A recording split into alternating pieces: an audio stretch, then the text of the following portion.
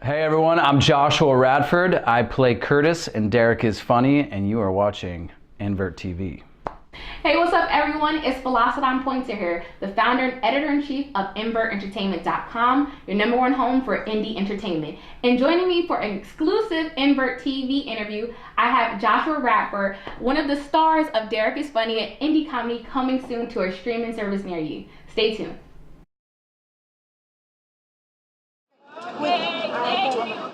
This is my stand-up, man, you know? Feel of a hot crowd, all eyes on you. And then we get that first laugh. That's how you know you got it. You know, it's kind of like deep sea fishing, you know, land the swordfish. You know what I'm saying? You know, you catch the swordfish, then you compare with your friends, drinking beer, seeing which one had the biggest one. You know what I'm saying? You know what I'm saying. What the fuck are you talking about, man? You ain't never been on a boat in your life. You don't get what are you even talking about? Derek is a comedian. I've had a weird urge lately. A weird urge to fuck minors. Whoa, it's not what you're thinking about. I'm not talking about guys with pickaxes and lights on their helmets. But Derek works as a writer. We're running out. Hey! Oh, fuck. Derek has good friends. All right. Hi Joshua, thank you for joining me here on Envert TV. Hey, thanks for having me. Happy to be here. All right, so you are one of the stars of the indie comedy, and let me say, I wanted to hate you so much watching the film, just because of all of the back and forth between you and Drew, who plays opposite you, your boss in the film. But let's talk about you yourself as an actor and a comedian and all of the things that you do outside of this film. So give me a breakdown. What brought you into this industry? It's a hard industry to break into, and it isn't for the faint of heart. So Yeah. what sparked your love? You know, I guess it happened in college. I mean, maybe probably started before that. I mean, I've always been really affected by movies. You know, as a kid, I would watch movies and I would just immediately go and grab my action figures and start like trying to recreate. I had a pretty wild imagination. My parents were actually kind of worried once I started growing up and I was still like recreating stuff with my action figures. But I didn't come from an artistic family or anything, so I didn't really know how to go about these the interests I had, and I didn't really know how that path worked. So, you know, once I got to college and I was on my own, I started taking acting classes. Actually, you know, it all started with stand-up, actually, now that I think about it. Really? Yeah, I was a freshman in college. There was a stand-up comedy contest like in our like cafeteria spot, and I signed up for it. I did really well. I made people laugh, and I was like, well, maybe I should pursue this. And then we had like a local comedy club, and I think I finished in the top 10 of like this like monthly recurring like contest there, and I won a little money. But I actually, once I got later into college and I got more serious into acting, I stepped away from stand-up comedy. It was just so cutthroat, you know, and I think I had a few bad performances that really didn't sit well with me, and it was just I wasn't bitter or anything. I was just like, I was having so much fun acting in college, and I really settled on film. So I actually majored in film in college, and not acting, but I was kind of like working on film projects, and it was so accessible. I could audition for my other friends' films. And then once I graduated college, I told my parents, I was like, I want to be an actor. I was really just doing that film thing because it was the closest thing to acting, and you weren't like sure about that. They were like, you should do something a little bit more practical. I mean, do whatever you want. My parents gave me a lot of freedom, but they were like, definitely don't do acting. So that made me want to do it more. So it makes you want to do it more. Yeah, if you tell someone no, they just want to do it more. No, but I heard yes. Yeah. I had to prove it to them a little bit. They were skeptical, just like any parents would be. You know, it's, you know, obviously not the most lucrative career for the majority of the people in that business, but I just stuck around for a few years. I'm from Rochester, New York, like upstate area, and I was working all the time. I did everything I could. We had I was fortunate. We had RIT college near where I lived, and they had an amazing film program. So I built up a reel by going over there and auditioning for all the student films, and I did a bunch of theater, and then I was just like, let's go to New York. And I just kind of did the same thing, just working with indie filmmakers. I love working with indie filmmakers. I think there's a lot of great stories to tell, and especially different stories. We should embrace that. Let's put more of a focus on diverse filmmakers, and this film is one of them. I mean, I think it's an important story for sure. Absolutely. And you spoke about your broad experience in film itself, but let's talk about your experience with comedies. Is a comedy something new for you? No, I've been told I'm pretty funny. I don't know if people are just being polite, but I've been focusing on comedic films, and that's the majority of the short films. It's actually my first feature, which is I'm super excited about. Yeah, I've been doing mostly just shorts, but yeah, I've been focusing on comedy. I feel comfortable with it. I feel comfortable with improv. These are things that I think are part of my skill set as an actor. Yeah. You told me in detail all of your experience working behind the scene with film. How is it now just focusing on being the actual actor and not the behind the scenes? It's a lot less stress, I'll tell you that. Directing can be very stressful, as well as producing or any crew member. But I like to think that I could bring that unique experience of working behind the camera to the character of Curtis, because he's the head writer in this movie for the Johnny Kell show, and he's Derek's boss.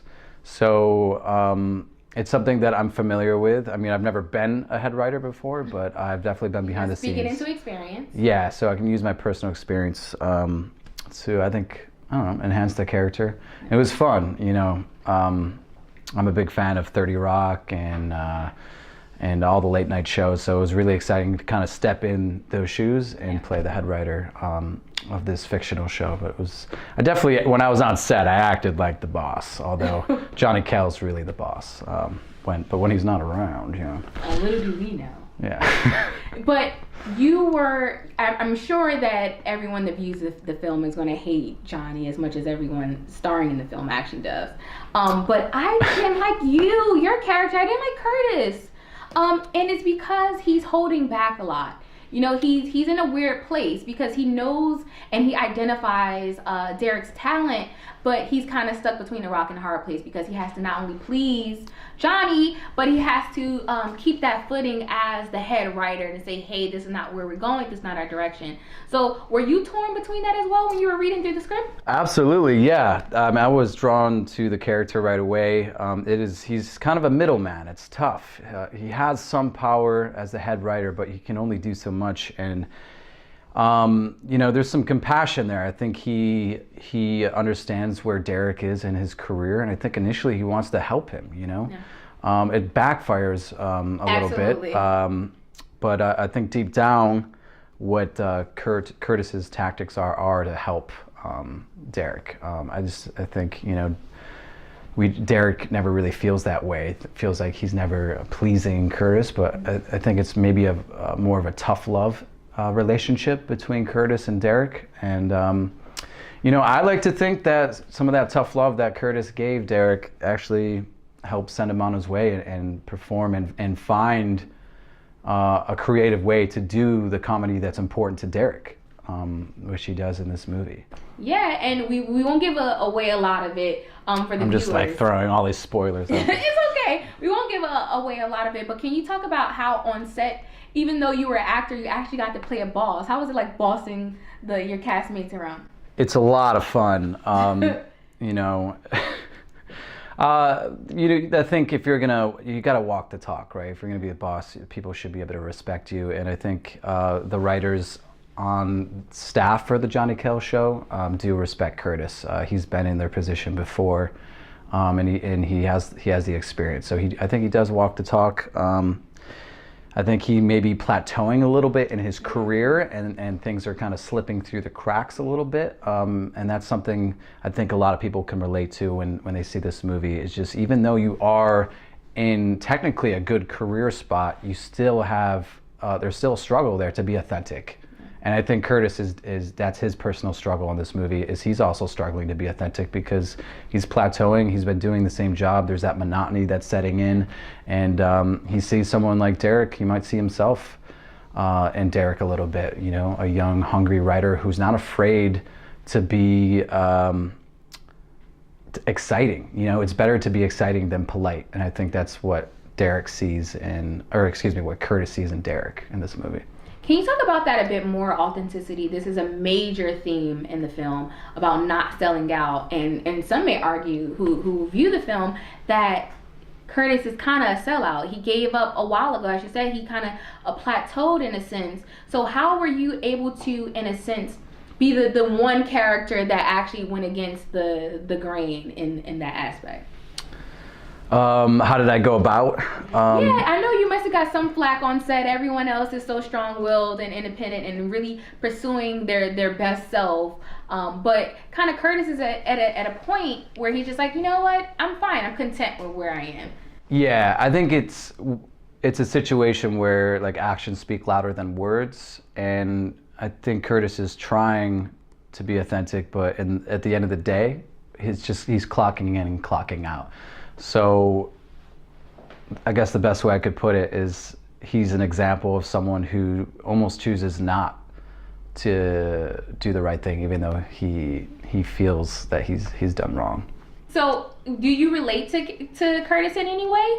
On a personal aspect, you as an individual? Oh, absolutely, yeah. You gotta empathize with the character that you're playing. I think that's a big part of acting, and I empathize with Curtis. I understand, you know, wanting to be able to do more with your art, you know, that struggle to be authentic, to do the creative, important work that you dreamed of when you were younger, you know. I think when you're younger and you're hungrier, and I'm still young, by the way,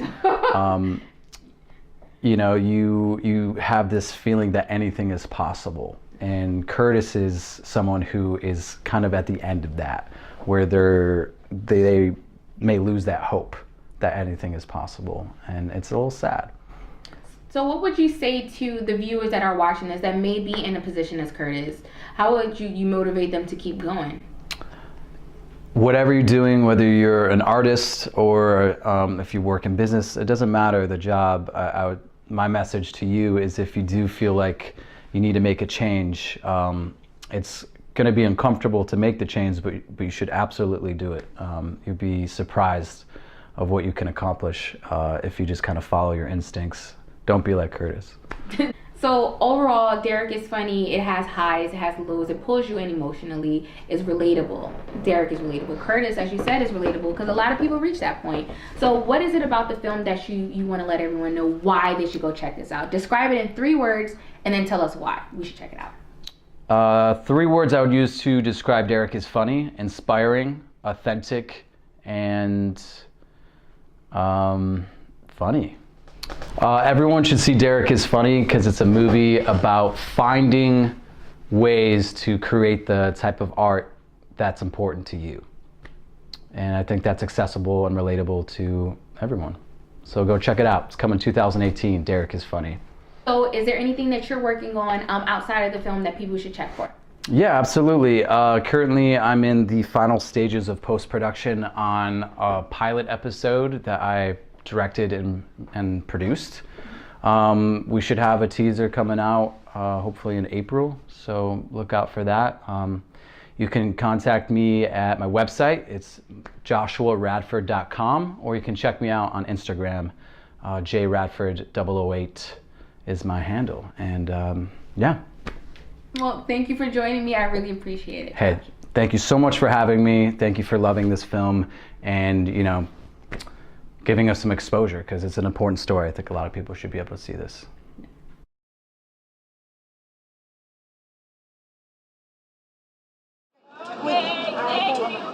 This is my stand-up, man, you know? Feel of a hot crowd, all eyes on you. And then we get that first laugh. That's how you know you got it. You know, it's kind of like deep sea fishing, you know, land the swordfish. You know what I'm saying? You know, you catch the swordfish, then you compare with your friends, drinking beer, seeing which one had the biggest one. You know what I'm saying? You know what I'm saying. What the fuck are you talking about, man? You ain't never been on a boat in your life. You don't get what are you even talking about? Derek is a comedian. I've had a weird urge lately. A weird urge to fuck minors. Whoa, it's not what you're thinking about. I'm not talking about guys with pickaxes and lights on their helmets. But Derek works as a writer. We're running out. Hey! Oh, fuck. Derek has good friends. All right. Love you. Have a good day. And a good girlfriend. But Derek isn't happy. What do you do for a living? Like, what do you do for work? What? Like, what do you do for work? Like, what's your job?